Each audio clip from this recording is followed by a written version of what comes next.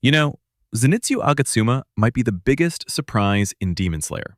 Everyone sees the fear, the shaking, the panic, a boy who looks like he'd collapse before the fight even starts. But how does someone that terrified move faster than demons who have killed for centuries? How does a boy who believes he's worthless unleash lightning powerful enough to split the night open?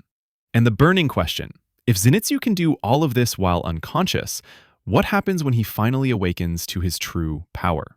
Welcome to Anime Discussed, where we dive into the emotions, secrets, and hidden growth inside your favorite characters. If this kind of storytelling pulls you in, hit like and subscribe. It helps the channel grow and lets me bring you more deep dive episodes.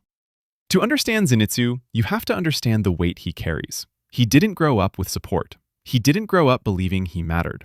Zenitsu grew up surrounded by people who used him, tricked him, and left him drowning in debts and disappointments.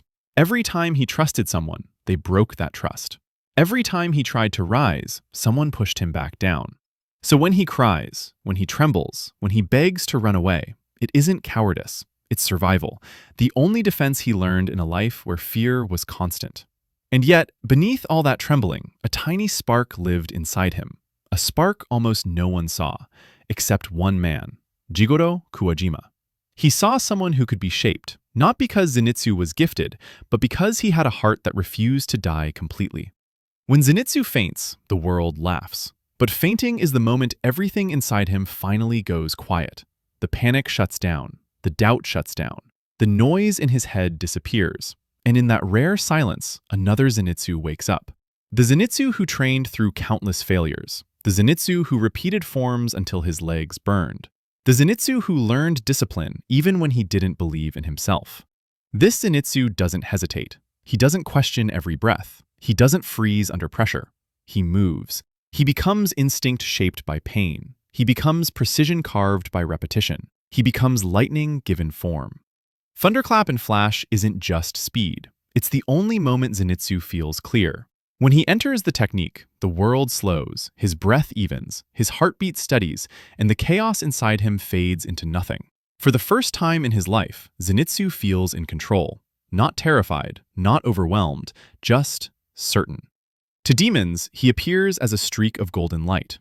To Zenitsu, it feels like freedom, a brief, beautiful moment where he becomes everything he never believed he could be. But even this isn't the full picture, because hidden beneath Zenitsu's fear is years of unspoken emotion.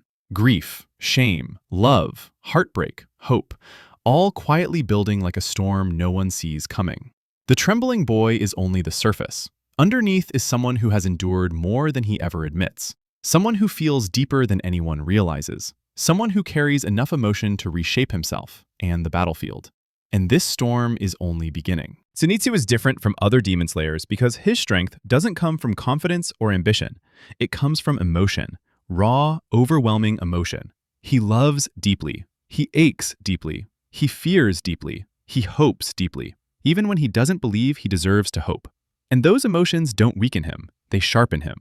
Every time someone threatens Tanjiro, something inside Zenitsu tightens. Every time someone disrespects Nezuko, something inside him burns. Every time he remembers Jigoro, something inside him steadies.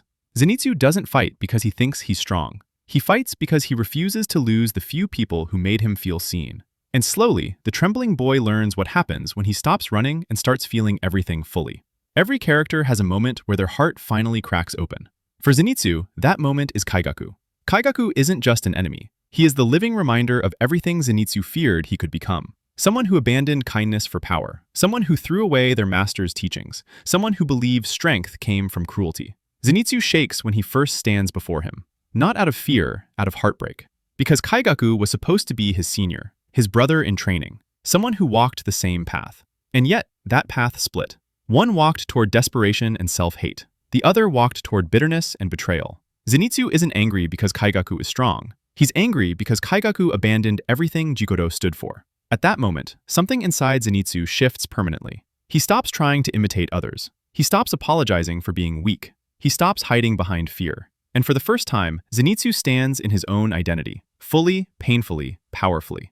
Kaigaku mastered all 6 forms of thunder breathing. Zenitsu mastered only one. But Zenitsu did what Kaigaku never could. He took his grief, his love, his sorrow, his loyalty, and turned it into something entirely his own.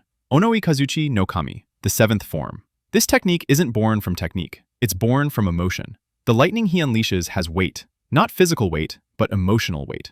Every spark carries a memory. Every strike carries a confession. Every flash carries the voice of the boy who always believed he was nothing. And in that moment, Zenitsu doesn't look scared. He looks divine. Like the thunder god his form is named after. His blade isn't just fast. It feels righteous, inevitable, heartbreaking, beautiful. This is the moment Zenitsu stops being a boy running from pain and becomes a warrior using that pain as his greatest strength. So let's return to the question that started everything. If Zenitsu can do all of this while unconscious, what happens when he finally awakens to his true power? The answer is simple and terrifying. A fully awakened Zenitsu would be unstoppable. A Zenitsu who trusts himself would move faster than thought. A Zenitsu who accepts his emotions would fight with purpose instead of panic. A Zenitsu who embraces his past would no longer run from his future. He wouldn't just be lightning, he would be the storm behind the lightning. And that version of Zenitsu, the one who feels everything deeply, the one who fights for the people he loves, the one who no longer collapses under fear, that Zenitsu would stand shoulder to shoulder with the strongest demon slayers of his generation. Zenitsu isn't scary because of the power he has shown. He is scary because of the power he is still too afraid to unleash. And the day he finally lets go of that fear, the day he steps forward awake, aware, and unhesitating, every demon alive will learn exactly why thunder always comes before the strike. If this deep dive made you feel Zenitsu in a new way, hit like and subscribe to support the channel. Tell me in the comments, what moment made you respect Zenitsu the most?